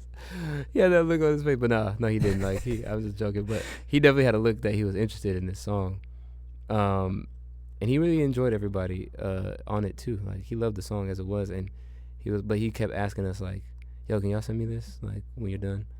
And we were like, "Yeah, of course." And we were telling him we'll make it easy for him. Like, look, we'll take off whatever you need us to take off so you can get on it if you want to get on it. And then he came back again to hear it again and to ask for it again. Like, so he was serious. Like, yeah. And it was the last day of the whole thing, the very last day. Yeah, and so that actually made the cut first, and it wasn't surprising to me because I was like, see, I knew it. You could tell, huh? Just like, yeah, I could just tell. Like, I just knew. I'm like, yeah, that's it. They're gonna want that one. And sure enough, they did. They hit me up. It was all said and done, but then at the last minute, called an audible. They switched it. Instead of that one, they wanted to use PTSD instead. Ooh.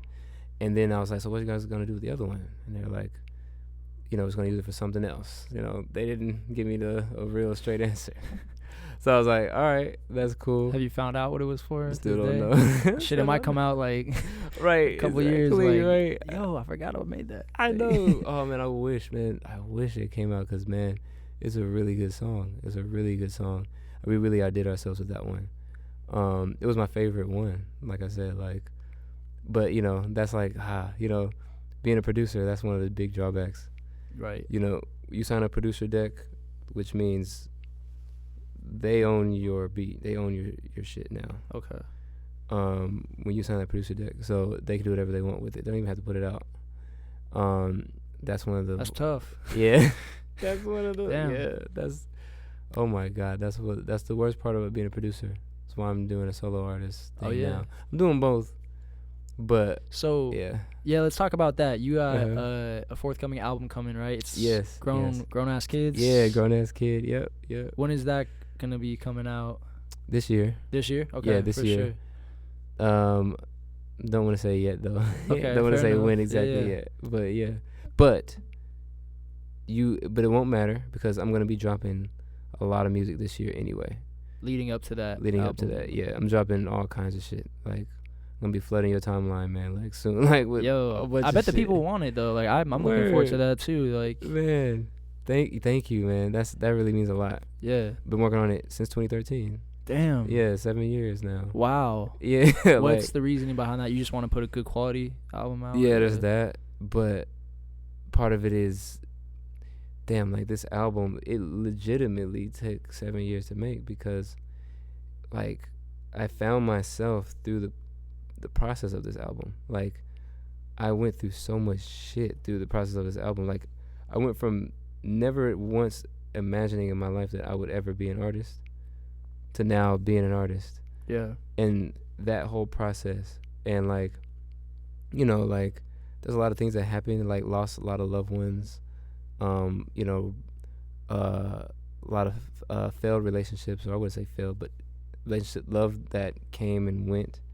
Like, it feels like God wanted it to take this long because every single experience that I've been through in my life is in that album. And, wow. And and it's like, it makes sense that it took this long because before I started that album, I didn't know I couldn't rap. I just wrote raps when I was a little kid, but never tried to rap before that. Never even tried to sing or write a song. I did try to write a song before when I was young, but I was horrible at it. At least I thought. So I just I'm just gonna stick to the beats. That's it. And then I find out like that I can actually do that, and I found out from other people because I was at first making beats and I was like making demo vocals on them, putting demo vocals on them so other people can do them. So at first it was going to be a traditional producer album, where I just kind of like make the beats and have guests on it, and then I would show my demos to people that I wanted to do them, and they would be like, "Who's that?" And I'm like, "Oh, it's me, obviously." Like, and they're like, "It's you!" Like, they get excited and get fucking surprised. I'm like, "Yeah," and they're like, "Yo, you sound good. Like, what the fuck? Like, I can't do better than that." And I'm like, "You're fucking kidding." Like, it's yes. That's sometimes it takes other people to say that, right? Yes. So you can realize it for yourself. Absolutely. Because then once I realized it, it was the happiest day of my life because I realized, oh, now I can finally make an album that's uncompromised. Now I don't have to answer to anybody. Like, now I could go as crazy as I want. True. You know, because I can do it myself. And so yeah, and it's like, it's a whole story. It's a concept album. It's about it's 2 stories. It's a folk story that I wrote about the origins of music, and there's another story connected to that about the grown-ass kid who goes on an adventure to discover the origins of music, but ends up, once he figures that out, he ends up on a journey to save music, because he's like in a dystopian future where music is about to die forever.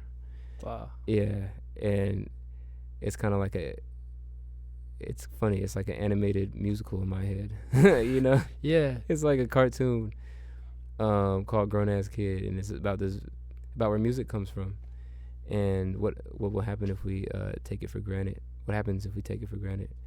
That's some deep meaning. Wow. Yeah. That's kind of like a all-encompassing, like, tale of your whole entire journey throughout. You said 7 years ago to now, right? Absolutely. And I just took my life story and made it fictional. Yeah. Did you kind of have an aha moment with that name? Like, yes, absolutely. Grown-ass Kid. Grown-ass Kid, yes. I was like sitting, what was I doing? I was on tour with Vic Mensa, and I think it was Disclosure at the time that we were on tour with. And I was in the back of the Sprinter van, like listening to like the first few songs that I had made for it. And I was kind of dozing off, falling asleep, you know, in that little limbo area between conscious and not conscious, like being awake and being asleep. I was right there, and I couldn't really fall asleep because it was a bumpy ride. Right. So it kept me like halfway there, and that's a good place to be. That's where them shits come from. And like it hit me like in the middle of that. It was like Grown Ass Kid, and I saw it, and it was a movie poster, and it was like an illustrated movie poster. It was illustrations. So it was an animated movie, and I saw it, and it was Grown Ass Kid, and I was like, oh shit, that's it. It's Grown Ass Kid. That's what it's called. Wow. Yeah. That's dope. Yeah, it was so crazy. I'm like, dude, and I was like surprised. I'm like, nobody used this name. This is such a good name. Like, yeah, man, that's how I came up with the name of my brand and my collective is Ambiance. Okay, yes. Because I was like thinking of like the idea of what I wanted to do, right? And I'm like, this is what I want to do, but what am I gonna name it? And like, I don't want it to just be cool sounding or something like that. Right. And then I was like messing around with some names, and then I saw Ambiance, and I was like, oh, and it just spoke to you on a deeper level. Yeah, it just spoke to me like Ambiance. All right, so what's the definition of Ambiance? Let me look it up. Okay. Because I think I heard somebody say Ambiance like in a conversation. I was all right, so I like that word. Like, let me look. I know what Ambiance is, but like, let me look it up, the definition. And it's like, all right, the definition of it is the character or atmosphere of a place.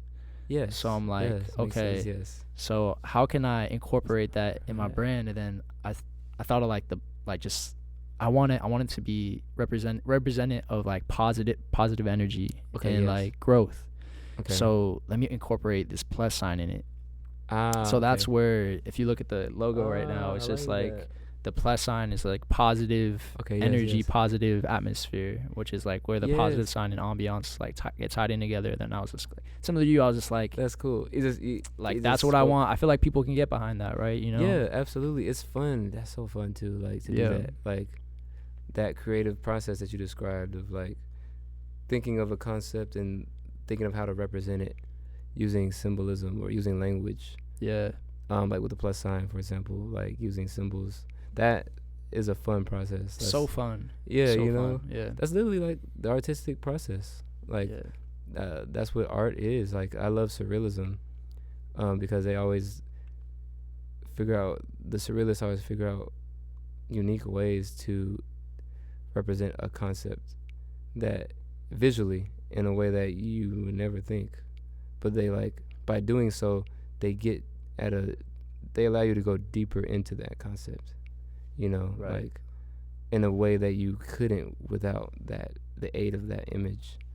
You know, the Salvador Dali with the melting clocks and shit, like, you know, what's that? I forgot what the painting was called, but he's famous for this painting with these melting clocks that are like, they're clocks and they're melting and they're hanging off the side of a table, and just seeing that just evokes something in you on such a deep level, you know. Yeah. And it's just like, you're just thinking, the first thing is like, what does that mean? But it's like, it's so much, you know. It's so much that you can't say it. You just have to fucking paint a melting clock. Yeah. And it's like that artist only truly knows what that means. Exactly. But it can mean something different to you. It can mean something different to me. Yes. But that's the beauty of art, right? I guess. Yes, absolutely. Like, that's where I like to be with my music. I like to be on the edge. I call it the edge of uncertainty, like the edge of being of familiarity, like the edge of knowing what I'm talking about and not knowing what I'm talking about, like kind of like open to interpretation. Exactly. That's what I love. That's my favorite art. That's my favorite. A lot of my favorite movies are like that, like Stanley Kubrick's shit.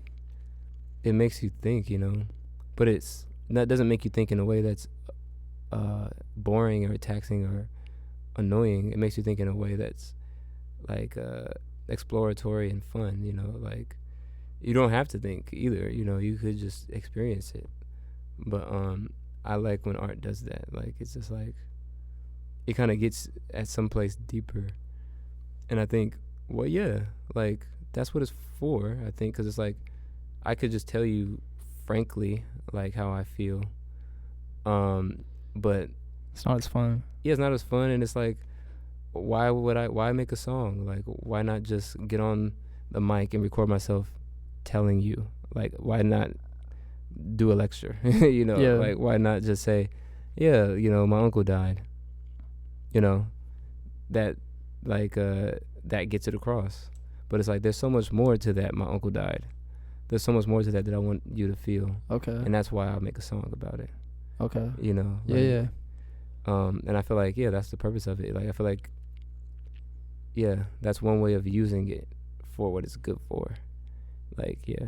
No, that makes sense. You know? I can relate to that a lot too, and I feel like other people in different creative arts can also relate to that in their own right. Mm-hmm. But going back to the music, yes, is that something you're trying to focus on more? Is releasing more singles and more independent work? Mm-hmm. Like, absolutely, coming in the future. I know we were talking a little bit off air. Yeah, you got this aviation theme going on with the pin and the goggles. Yes, the goggles. I hope they look good. They do. What is the meaning behind all that? Yeah, so this is fun too, by the way. I get to dress up. Yeah. But I'm kind of like method acting, quote unquote. I mean, I'm myself, but I decided, okay, like, I wanted to, like, represent, like, whenever I'm being seen by people, I wanted to represent somehow, like, my music or the themes of my music or the theme of my song that I'm about to release or my song that's currently out at the same time. And so this song that's coming out, like, it has a strong theme of aviation in it. It's a breakup song, but it's a unique breakup song in that me and my friend Zig, he goes by The Mind, which you've heard of him before. Yeah. From Philly, but I met him in Chicago.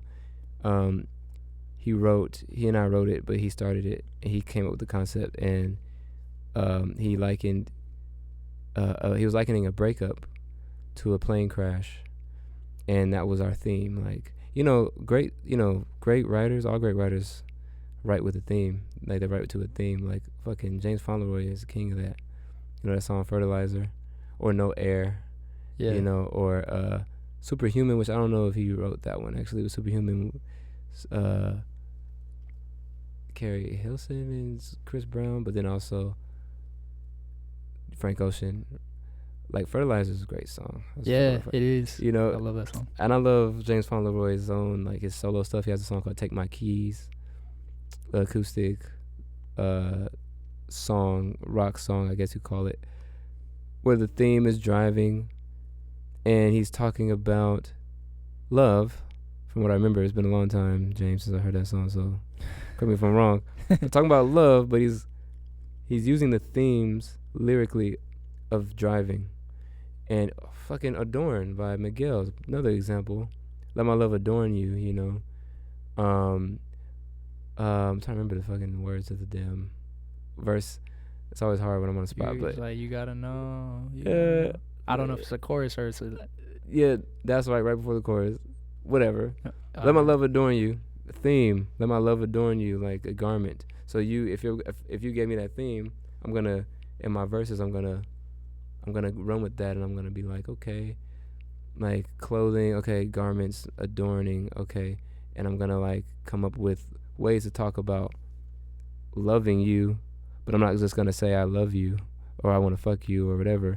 I'm gonna say what I want to say using words from this word bank of adorn, you know, garments, silk, you know, satin, whatever, drapes, whatever.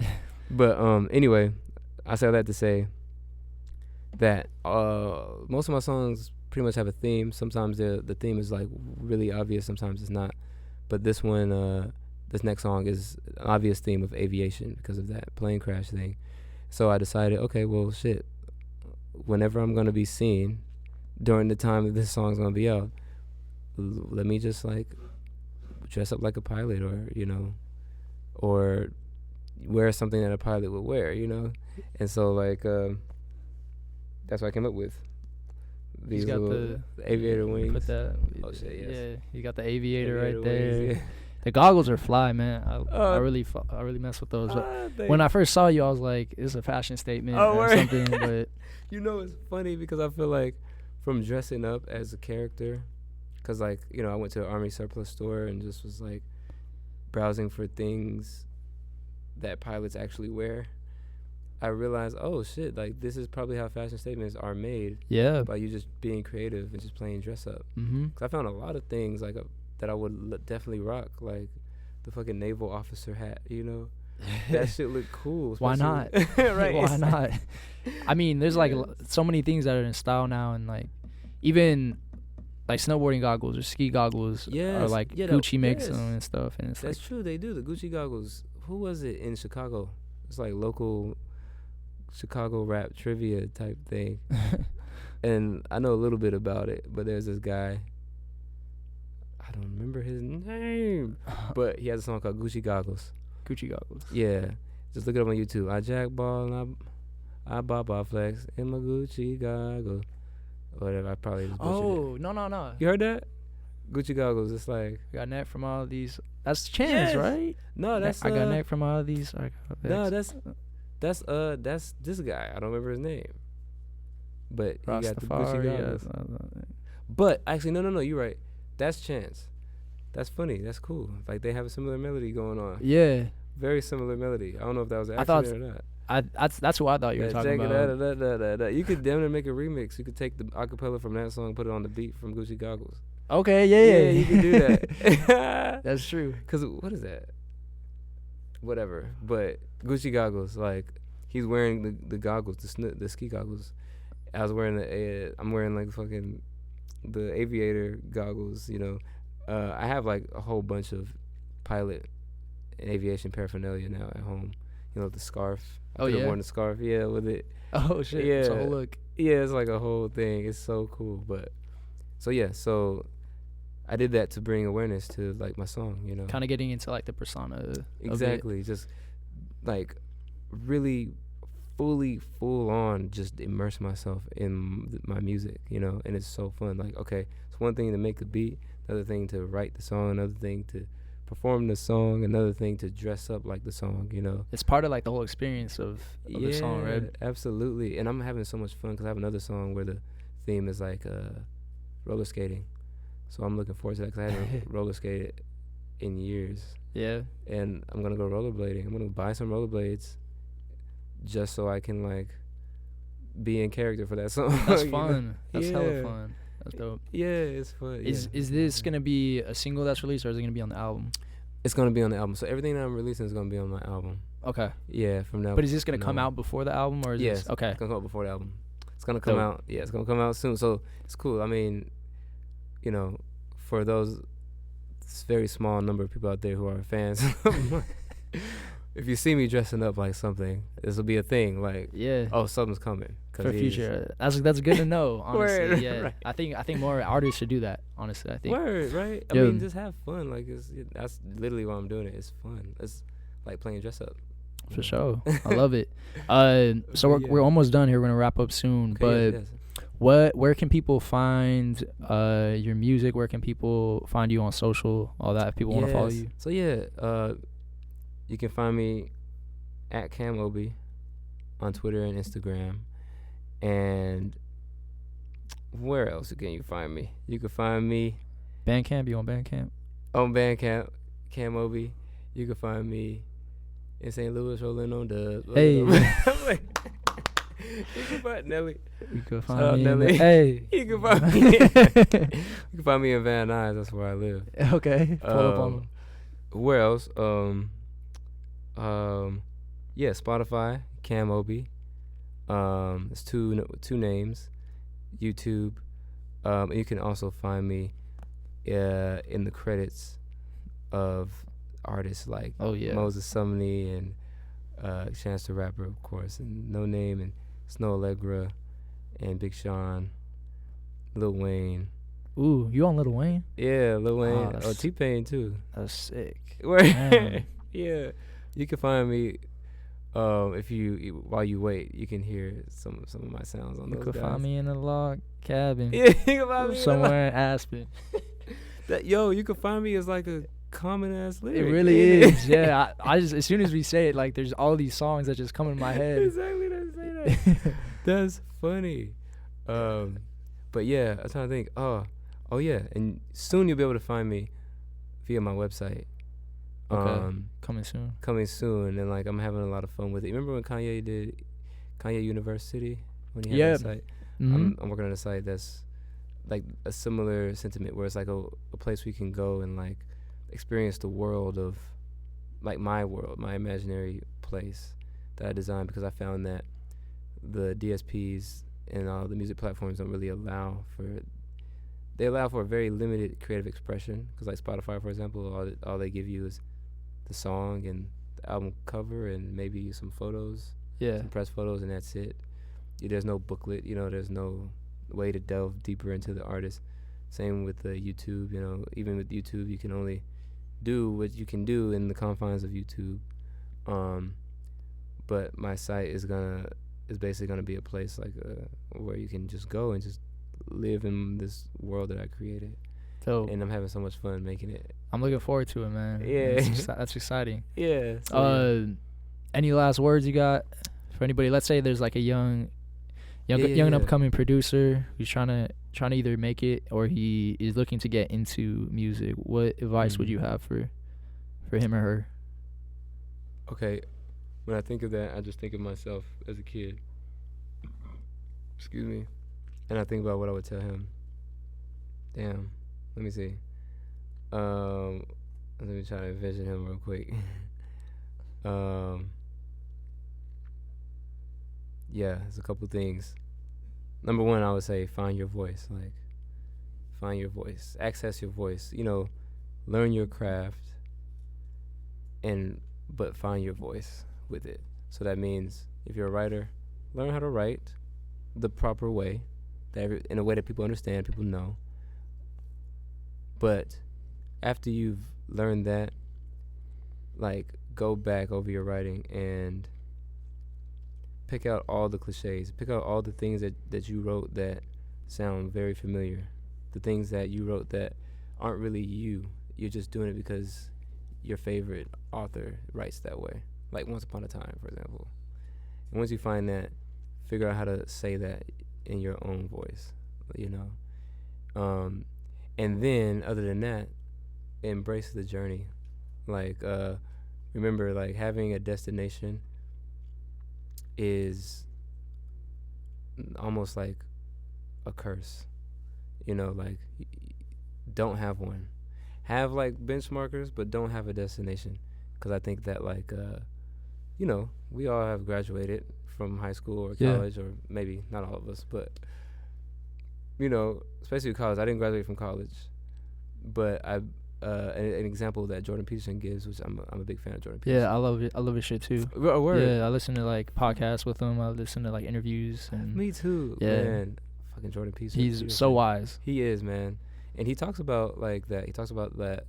You know, it's the worst thing to have a goal like that you can attain, because like once you attain it, it's like the most anticlimactic thing. Because like I'm here now, then what? So he talks about. He gives the example of graduating from college, getting your diploma, and you're excited and ecstatic for just one day. Then the next day you got to go find a job, and you're fucking applying to Starbucks. Yeah. You know, but yeah. you were studying to be an aerospace engineer or something like that. You know, and he's like it's depressing. You know, and that's exactly what happened to me when I got signed for the first time. I was like, all that work for this, it was nothing like I thought it would be. Yeah. So you're saying to not set your life up like that, so where you're you said have benchmarks, because you're always gonna be chasing exactly something else. You're always gonna be going to the next thing. So like just know that it's a journey and it has no end. So it's like embrace it, all of it, like even the low points. Like as long as you know, Nietzsche said it, you know, what doesn't kill you makes you stronger. So just know that it's a part of the journey. That's a part of it. That's what I would tell myself, like my younger self. Like I'm literally picturing him, and like I'm like, hell yeah. Like, yeah. If you could talk to yourself, you would say that. Yeah, absolutely. I think a lot of people can relate to that. So awesome. We're gonna end on that. Cam, this was dope. I appreciate you coming through. Man. This was sick. Thank you. And man. Everybody check out his music. Check out the credits, and that's it. Peace. Yes, perfect coming soon. Nah.